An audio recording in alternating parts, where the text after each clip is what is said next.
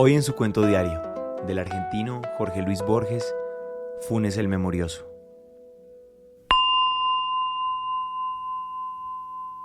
Lo recuerdo. Yo no tengo derecho a pronunciar ese verbo sagrado. Solo un hombre en la tierra tuvo derecho, y ese hombre ha muerto. Con una oscura pasionaria en la mano, viéndola como nadie la ha visto, aunque la mirara desde el crepúsculo del día hasta el de la noche. Toda una vida entera. Lo recuerdo, la cara taciturna y ahindiada y singularmente remota detrás del cigarrillo. Recuerdo, creo, sus manos afiladas de trenzador. Recuerdo cerca de esas manos un mate con las armas de la banda oriental. Recuerdo en la ventana de la casa una estera amarilla con un vago paisaje lacustre. Recuerdo claramente su voz, la voz pausada, resentida y nasal del orillero antiguo, sin los silbidos italianos de ahora. Más de 3 veces no lo vi, la última en 1887. Me parece muy feliz el proyecto de que todos aquellos que lo trataron escriban sobre él. Mi testimonio será acaso el más breve y sin duda el más pobre, pero no el menos imparcial del volumen que editarán ustedes. Mi deplorable condición de argentino me impedirá incurrir en el ditirambo, género obligatorio en el Uruguay cuando el tema es un uruguayo. Literato, cajetilla, porteño.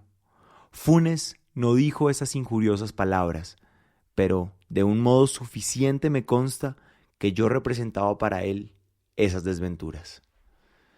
Pedro Leandro Ipuche ha escrito que Funes era un precursor de los superhombres, un Zaratustra cimarrón y vernáculo.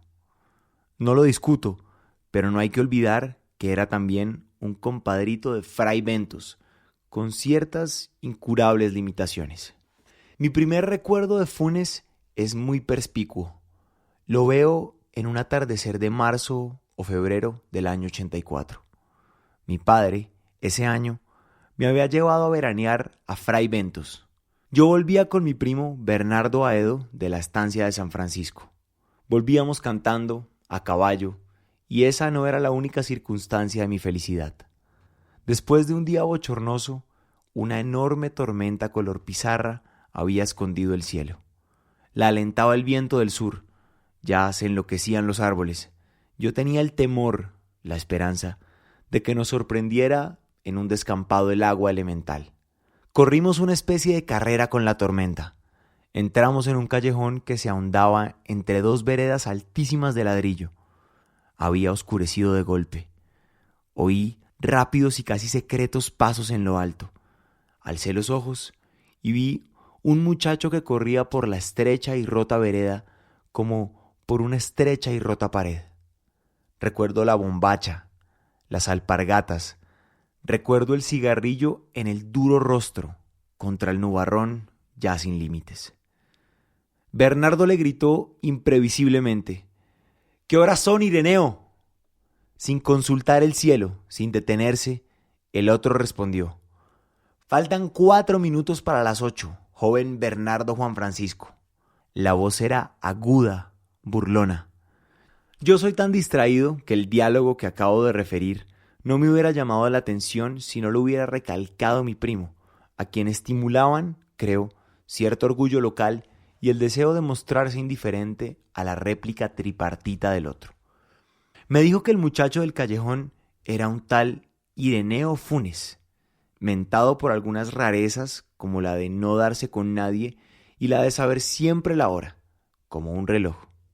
Agregó que era hijo de una planchadora del pueblo, María Clementina Funes, y que algunos decían que su padre era un médico del Saladero, un inglés O'Connor, y otros un domador o rastreador del departamento del Salto. Vivía con su madre, a la vuelta de la Quinta de los Laureles. Los años 85 y 86 veraneamos en la ciudad de Montevideo. El 87 volví a Fray Bentos. Pregunté, como es natural, por todos los conocidos y, finalmente, por el cronométrico Funes. Me contestaron que lo había volteado un redomón en la estancia de San Francisco y que había quedado tullido, sin esperanza. Recuerdo la impresión de incómoda magia que la noticia me produjo. La única vez que yo lo vi, veníamos a caballo de San Francisco y él andaba en un lugar alto. El hecho, en boca de mi primo Bernardo, tenía mucho de sueño elaborado con elementos anteriores. Me dijeron que no se movía del catre, puestos los ojos en la higuera del fondo o en una telaraña. En los atardeceres permitía que lo sacaran a la ventana. Llevaba la soberbia hasta el punto de simular que era benéfico el golpe que lo había fulminado. 2 veces lo vi atrás de la reja, que burdamente recalcaba su condición de eterno prisionero. Una, inmóvil, con los ojos cerrados. Otra, inmóvil también, absorto en la contemplación de un oloroso gajo de santonina. No sin ninguna vanagloria, yo había iniciado en aquel tiempo el estudio metódico del latín. Mi valija incluía el De Viris Illustribus de Lomond, el Thesaurus de Quicherat, los comentarios de Julio César y un volumen impar de la Naturalis Historia de Plinio, que excedía, y sigue excediendo, mis módicas virtudes de latinista. Todo se propala en un pueblo chico. Ireneo, en su rancho de las orillas, no tardó en enterarse del arribo de esos libros anómalos. Me dirige una carta florida y ceremoniosa en la que recordaba nuestro encuentro, desdichadamente fugaz. El día 7 de febrero del año 84, ponderaba los gloriosos servicios que don Gregorio Aedo, mi tío, finado ese mismo año, había prestado a las 2 patrias en la valerosa jornada de Ituzaingó, y me solicitaba el préstamo de cualquiera de los volúmenes, acompañado de un diccionario. Para la buena inteligencia del texto original, porque todavía ignoro el latín. Prometía devolverlos en buen estado casi inmediatamente. La letra era perfecta, muy perfilada, la ortografía del tipo que Andrés Bello preconizó, I por Y, J por G. Al principio temí naturalmente una broma. Mis primos me aseguraron que no, que eran cosas de Ireneo. No supe si atribuir a descaro, a ignorancia o a estupidez la idea de que el arduo latín no requería más instrumentos que un diccionario. Para desengañarlo con plenitud, le mandé el Gradus ad Parnasura de Quicherat y la obra de Plinio. El 14 de febrero me telegrafiaron de Buenos Aires que volviera inmediatamente, porque mi padre no estaba nada bien.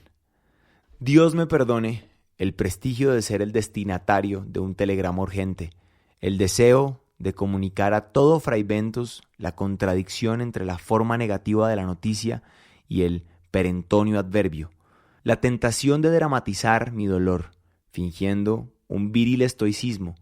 Tal vez me distrajeron de toda posibilidad de dolor. Al hacer la valija, noté que me faltaban el Gradus y el primer tomo de la Naturalis Historia. El Saturno zarpaba al día siguiente, por la mañana. Esa noche, después de cenar, me encaminé a la casa de Funes. Me asombró que la noche fuera no menos pesada que el día. En el decente rancho, la madre de Funes me recibió. Me dijo que Ireneo estaba en la pieza del fondo y que no me extrañara encontrarla a oscuras, porque Ireneo sabía pasarse las horas muertas sin encender la vela. Atravesé el patio de baldosa, el corredorcito, llegué al segundo patio. Había una parra. La oscuridad pudo parecerme total. Oí de pronto la alta y burlona voz de Ireneo. Esa voz hablaba en latín. Esa voz, que venía de la tiniebla, articulaba con moroso deleite un discurso o plegaria o incantación. Resonaron las sílabas romanas en el patio de tierra. Mi temor las creía indescifrables, interminables.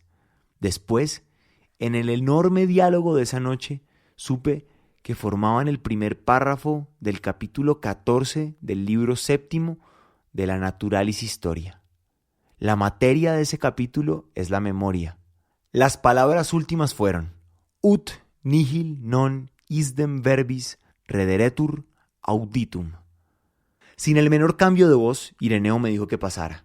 Estaba en el catre, fumando. Me parece que no le vi la cara hasta el alba. Creo rememorar el ascua momentánea del cigarrillo. La pieza olía vagamente a humedad. Me senté.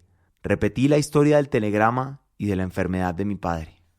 Arribo ahora al más difícil punto de mi relato. Bueno, es que ya lo sepa el lector, no tiene otro argumento que ese diálogo de hace ya medio siglo. No trataré de reproducir sus palabras, irrecuperables ahora. Prefiero resumir con veracidad las muchas cosas que me dijo Ireneo. El estilo indirecto es remoto y débil. Yo sé que sacrifico la eficacia de mi relato.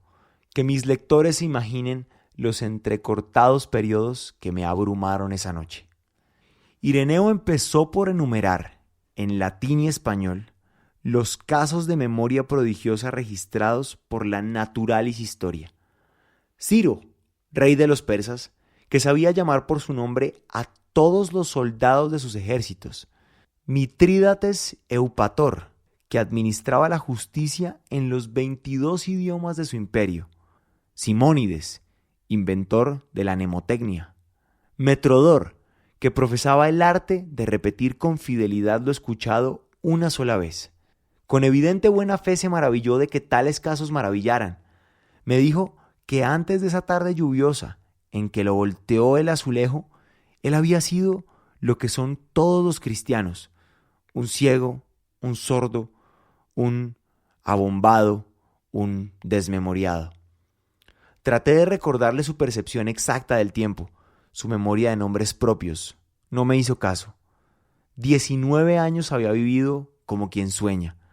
Miraba sin ver, oía sin oír, se olvidaba de todo, de casi todo.